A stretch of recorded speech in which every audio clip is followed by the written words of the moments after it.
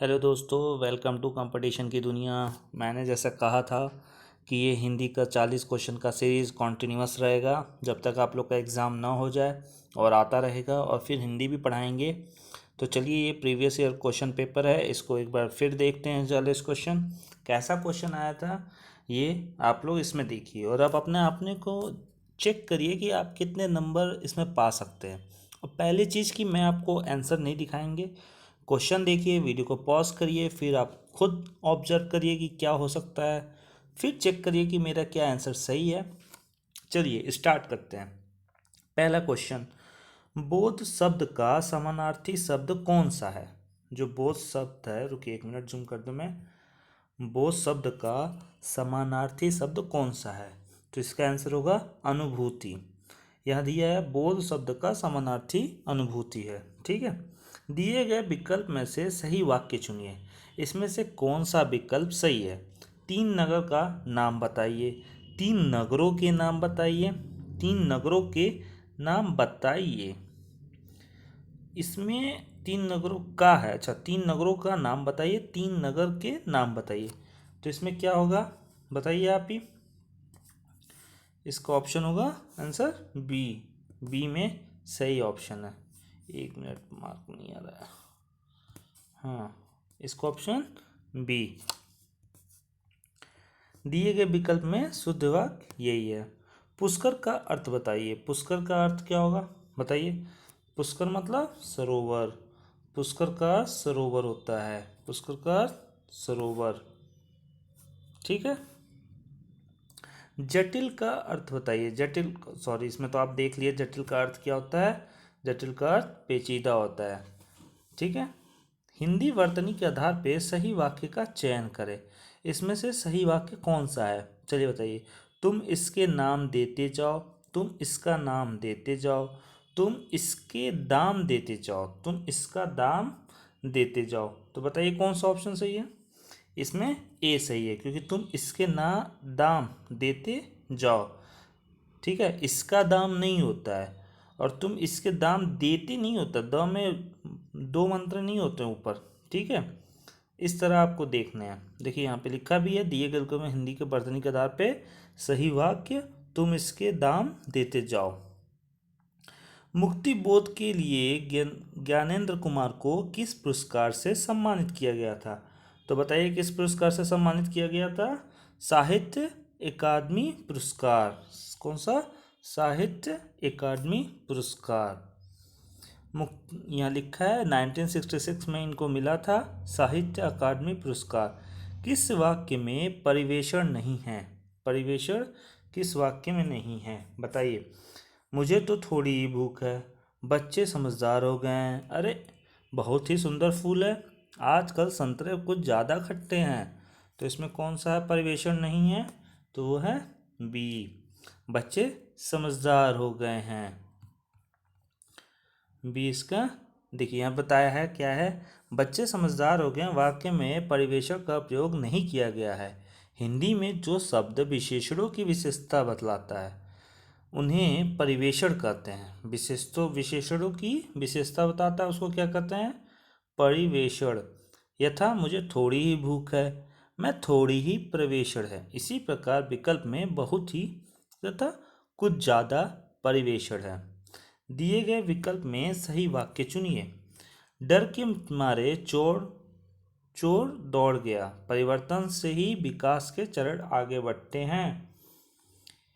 ललिता के 2 बेटियां हैं। कर्म ही जीवन की कसौटी है। यही इसका आंसर डी। देखिए यहाँ दिया हुआ है। इन सबको कैसे शुद्ध किया है? डर के मारे चोर दौड़ गया, तो यहाँ होगा डर के मारे चोर भाग गया, ना कि दौड़ गया। ललित को 2 बेटियां हैं। ललित को 2 बेटियां हैं। ठीक है, को नहीं होगा, यहाँ की होगा। कर्म ही जीवन की कसौटी है। कर्म ही जीवन की कसौटी है। ठीक है। तो सॉरी, मैं 8 का डी नहीं बताया था, 8 का सी होगा, बी होगा शायद। परिवर्तन से ही विकास के चरण आगे बढ़ते हैं। सॉरी दोस्तों, बस पढ़ने में थोड़ा वो हो गया था। अध्यापिका इस शब्द के वचन के आधार पर निम्नलिखित विकल्पों में से सही संधि विच्छेद का चयन करिए। सही संधि विच्छेद आपको करना है इसमें। अध्यापिका, उसमें तो दिख गया आंसर, बी दिख गया आपको। अध्यापिका धन ए, ऐसे तो लिखते ही नहीं है। अध्यापिका धन ए होगा तब क्या होगा, अध्यापिकाएं। ठीक है। झूठा सच के लेखक कौन है, चलिए ये बताइए, झूठा सच के लेखक कौन है। और एक चीज़ मैं फिर आपको रिमाइंड कर दूं कि आप वीडियो को पॉज करिए, फिर क्वेश्चन पढ़िए। भले ही एक बार ज़्यादा टाइम लगेगा, लेकिन आप एक बार पढ़ लेंगे तो आपको दोबारा रिवीजन करने की भी ज़रूरत नहीं होती है, दिमाग में बैठ जाता है। तो प्लीज़ वीडियो को पॉज करिए, फिर सोच, फिर देखिए आगे। झूठा सच के लेखक कौन है, झूठा सच के लेखक कौन है, चलिए बताइए। मैथिली शरण गुप्त, विशेषुरु प्रभाकर, कबीर, यशपाल। तो झूठा सच के लेखक कौन है, यशपाल। ये सब याद होना चाहिए मुंह पे। ये बताएगा 1958, तो इतना तो पूछता नहीं है डीपली किस ईयर में है, बट पता होना चाहिए, देख लीजिए आप अपना। लाल पीला होने का मुहावरे का अर्थ, ये आपका सबका सही होना चाहिए। लाल पीला होना मतलब बहुत क्रोध हो जाना, सबको पता है क्या होना, बहुत क्रोध हो जाना। गाढ़ा शब्द का विलोम बताइए, तो गाढ़ा का क्या होगा, गाढ़ा का तो सबको पता है, पतला होगा। गाढ़ा का विलोम पतला। ठीक है। देखिए सबका दिया, सुख का दुख, ढीठ का विनम्र, गाढ़ा का समतल। चलिए अब ये फिन द ब्लैंक्स है। फिन द ब्लैंक्स में क्या होता है कि आप अपने पे गेस करिए और जो सही होगा, सॉरी इसमें तो आंसर दिख गया, चलिए कोई ना, देख लेते हैं। ब्रह्मा विष्णु महेश, ये सब कोई बोलता है, ये तीनों शक्तियाँ जगह का संचालन करती हैं। उपमा अलंकार में उप का अर्थ क्या है, उपमा अलंकार में उप का अर्थ क्या होता है, समीप। क्या होता है, समीप होता है, अर्थ समीप होता है। जबकि माँ का अर्थ तोलना होता है, अतः उपमा का शाब्दिक अर्थ समानता या तुलना होता है। पायो जी मैंने राम रतन धन पायो, पंक्ति के आधार पे सही अलंकार चुनिए। इसमें से कौन सा सही अलंकार है, रूपक अलंकार, अनुप्रास अलंकार, उपमा अलंकार, उत्प्रेक्षा अलंकार। तो क्या होगा इसका आंसर, रूपक अलंकार है। ये क्या है, बचपन से पढ़ते हैं, रूपक अलंकार है। देखिए रूपक अलंकार बताया है कि प्रस्तुत काव्य पंक्ति में रूपक अलंकार प्रयुक्त है क्योंकि यह उपमेय धन का उपमान पर भेद रहित आरोपण किया गया है। रूपक की परिभाषा के अनुसार जहाँ उपमेय और उपमान में भेद रहित आरोप किया जाता है वह रूपक अलंकार किया होता है। जहाँ उपमेय और उपमान में भेद रहित आरोप किया जाता है। चलिए नेक्स्ट क्वेश्चन। मिलजुल मन किसकी रचना है, बताइए। मिलजुल मन किसकी रचना है, चित्र मृदुल का, मृदुल गर्ग का, नासिरा शर्मा का, कि ममता कलैया का। तो इसका आंसर है बी। क्या है आंसर, बी, मृदुल गर्ग बी है। मिलजुल मन मृदुल गर्ग का चर्चित उपन्यास है, 2013 में ही आया था, इनको अकादमी पुरस्कार भी इससे सम्मानित किया गया था। तो जिंदगी नामा के लेखक कौन है, सॉरी देख, जिंदगी नामा के लेखक कौन है, तो ये हैं आपके कृष्णा सोबती। कौन है, कृष्णा सोबती। इनको भी अकादमी पुरस्कार मिला हुआ है 1980 में साहित्य का।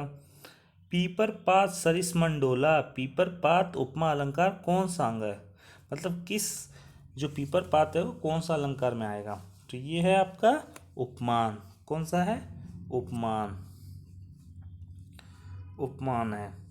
अब उपमेय भी जान लीजिए, उपमेय में जिस पदार्थ से तुलना की जाती है उसे उपमान कहते हैं। जहाँ यह मन, जो मन है, उपमेय की तुलना पीपर पात उपमान से डोलना क्रिया साधारण धर्म के आधार पर की जा रही है। ठीक है। चलिए नेक्स्ट क्वेश्चन। काफुर होना मुहावरे का सही अर्थ क्या होगा, बताइए। काफुर होना क्या होगा, भाग जाना। काफुर होना मुहावरे का सही अर्थ होता है भाग जाना। चलिए 20वां क्वेश्चन। काली घटा का घमंड घटा, पंक्ति में कौन सा अलंकार का प्रयोग किया गया है, तो बताइए पंक्ति में कौन सा अलंकार का प्रयोग किया गया, बताइए। 20वां में कौन सा अलंकार का प्रयोग किया गया है, तो यमक अलंकार। कौन सा, यमक अलंकार। देखिए प्रस्तुत पंक्ति में अलंकार का प्रयोग हुआ है, यमक अलंकार का प्रयोग हुआ है जहाँ एक शब्द की आवृत्ति कई बार हो। मतलब यमक अलंकार में क्या होता है कि एक ही शब्द की बार बार आवृत्ति होती हैं, भी प्रत्येक स्थान पर भिन्न हो। जैसे कनक कनक तो 100 गुना, मादकता देख पढ़ें तो उसमें कनक कनक का क्या है ना, मीनिंग अलग अलग हो जा रहा है। यहाँ घटा की आवृत्ति 2 बार हुई है, किंतु प्रत्येक स्थान पे अर्थों में भिन्नता प्रदर्शित हुई है। जहाँ पहली बार घटा का अर्थ काले बादलों से है, वहीं दूसरी बार घटा का अर्थ कमी होना है। निरंतर करने से कामयाबी जरूर हासिल होती है। इसमें कौन सा आएगा फिर इन द ब्लैंक्स, बताइए। निरंतर क्या करने से, प्रयास करने से। ये तो सब कुछ जानता है, निरंतर प्रयास करते रहिए, आपका कामयाबी जरूर मिलेगा, चाहे वो कंपटीशन की तैयारी कर रहे हैं या किसी भी चीज़ की। ठीक है। सीआर का गुण स्वभाव, अब इसमें 2 फिर इन द ब्लैंक्स है, इसको भरना है। तो आप अटैच करके देखिए, सीआर का गुण स्वभाव। देखिए पहला ही धूर्त होता है, सबको पता है सीआर कैसा होता है, धूर्त होता है, और चालाकी है। ठीक है। सफ़ेद चालाक तो नहीं कोई लॉजिक बनता है, सुस्त मूर्ख भी नहीं बनता है, गंदा भविष्य का भी मतलब कुछ नहीं बनता है। दिए गए विकल्प में से सही वाक्य चुनिए। इसमें से सही ऑप्शन क्या होगा, मैं आपको प्रणाम किया हूँ, ये तो गलत है। मैंने आपसे प्रणाम किया था, ये सही लग रहा है, मुझे नहीं सही लग रहा है। आपसे क्या होता है, मैंने आपको प्रणाम किया था, ये सही है। 23वां का क्या होगा, सी। देख लेते हैं इसका क्या आंसर है, 23वां का सी। देखिए सी है। 24वां, विकल्पों में से पुल्लिंग शब्द का चयन करिए। इसमें से पुल्लिंग शब्द क्या होगा, पुल्लिंग तो जानते हैं पुरुष जाति का बोध होता हो, तो इसमें तेजस्वी इसका आंसर होगा, क्या होगा, तेजस्वी। चलिए नेक्स्ट, मनुष्य जीवन में ब्रह्मचार्य गृहस्थ वानप्रस्थ के अलावा एक आश्रम और भी है, वह चौथा आश्रम कौन सा है। तो बताइए चौथा आश्रम कहाँ है, तो बताइए मोक्ष है, दंड है, क्षत्रिय, संन्यास। तो सब कोई क्या होता है, सन्यासी बन जाता है। ठीक है। धर्मशास्त्रों के अनुसार मनुष्य के जीवन में 4 आश्रम हैं, ब्रह्मचर्य, गृहस्थ, वानप्रस्थ तथा संन्यास। थोथा चन चना बाजे घना, मुहावरे का अर्थ चयन कीजिए। क्या होगा इसका आंसर, आपको पता है, दिखावा बहुत करना परंतु सार ना होना। थोड़ा सा जो चना होता है वही पूरा घड़े में गुनगुन गुनगुन बसता रहता है। देखिए यहाँ दिया हुआ है। किंचित तत्सम शब्द का तद्भव शब्द बताइए। तद्भव शब्द क्या होगा इसका, तो कुछ। किंचित संस्कृत शब्द हो गया, और इसका संस्कृत का तद्भव क्या होगा, कुछ। कुछ ही होगा ना, हाँ कुछ ही होगा शायद, देख लेते हैं, कुछ ही होना चाहिए, कुछ, जबकि थोड़ा। अब देखिए यहाँ एक पैसेज आ गया, इस पैसेज को हम लोग पढ़ेंगे और फिर इसका क्वेश्चन देंगे। तो चलिए पढ़िए, आप भी पढ़िए और हम भी पढ़ते हैं साथ साथ। वीडियो को पॉज करके आप पहले पढ़ लीजिए, मेरे साथ आपको अधिक कंफर्टेबल फील नहीं होता है तो साथ साथ पढ़िए, अधिक कंफर्टेबल फील होता है तो। अक्सर दूरदर्शन पर परिवार नियोजन के कार्यक्रम और विज्ञापनों को लेकर सवाल उठाए जाते हैं कि ये विज्ञापन बच्चों पर बुरा असर डाल रहे हैं, बच्चों को समय से पहले प्रौढ़ बना रहे हैं। क्या सचमुच इस तरह के विज्ञापन समाज के लिए अहितकर हैं। यह तथ्य सभी एक स्वर में स्वीकारते हैं कि आज बढ़ती आबादी सबसे बड़ा संकट है, परंतु बढ़ती आबादी पर रोक के लिए कौन सा कारगर उपाय किया जाए, यह चिंतन का बिंदु रहा है। निश्चय ही जनसंख्या पर नियंत्रण में संचार माध्यम द्वारा ज्ञापित संदेश जनमानस में व्यापक असर डालते हैं।